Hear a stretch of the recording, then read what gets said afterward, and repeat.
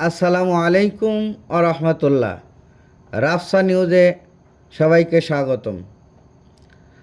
দ্বাদশ জাতীয় সংসদ নির্বাচন সুষ্ঠুভাবে পরিচালনা করতে সেনাবাহিনীকে মাঠে চায় নির্বাচন কমিশন। এ নিয়ে সোমবার সামরিক বাহিনীর সঙ্গে বৈঠক করেছে ইসি। আর এ বিষয়ে রাষ্ট্রপতির অনুমতি মিললেই 29শে ডিসেম্বর থেকে 10ই জানুয়ারি পর্যন্ত মোট 13 দিন ভোটের মাঠে দায়িত্ব পালন করবে বাংলাদেশ সেনাবাহিনী।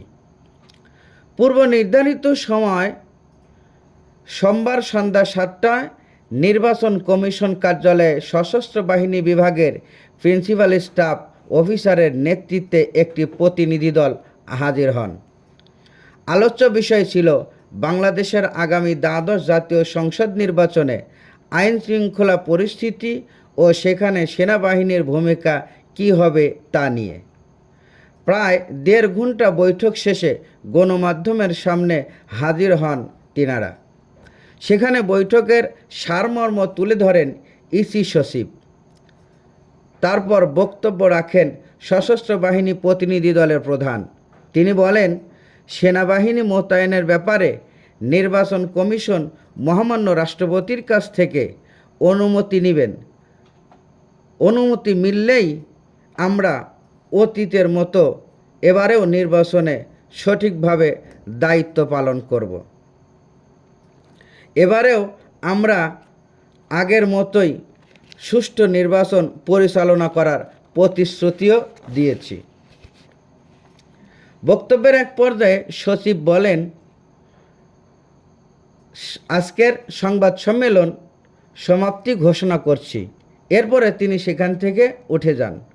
পরে সশস্ত্র বাহিনীর পিএসও সাংবাদিকদের বিভিন্ন প্রশ্নের জবাব দেন। তিনি জানান, রাষ্ট্রপতির অনুমতি থাকলে 10 দিন মাঠে থাকবে সেনাবাহিনী অথবা 13 দিন মাঠে থাকবে সেনাবাহিনী। তিনি বলেন, বৈঠকে কথা আমার মনে হয়েছে যে নির্বাচন কমিশন একটা ফ্রি ফেয়ার নির্বাচন করার জন্যই কাজ করে যাচ্ছে।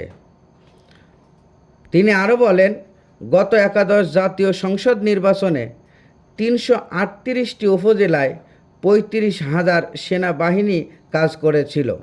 তবে দ্বাদশ নির্বাচনে এর সংখ্যা বাড়তে পারে বলে তিনি চিন্তাভাবনা করেছেন। তিনি আরও বলেন, আমি মনে করি নির্বাচন সুষ্ঠু ও নিরপেক্ষভাবে পরিচালিত করার জন্য প্রয়োজনে আমরা আমাদের সশস্ত্র বাহিনীর সংখ্যা বৃদ্ধিও করতে পারি।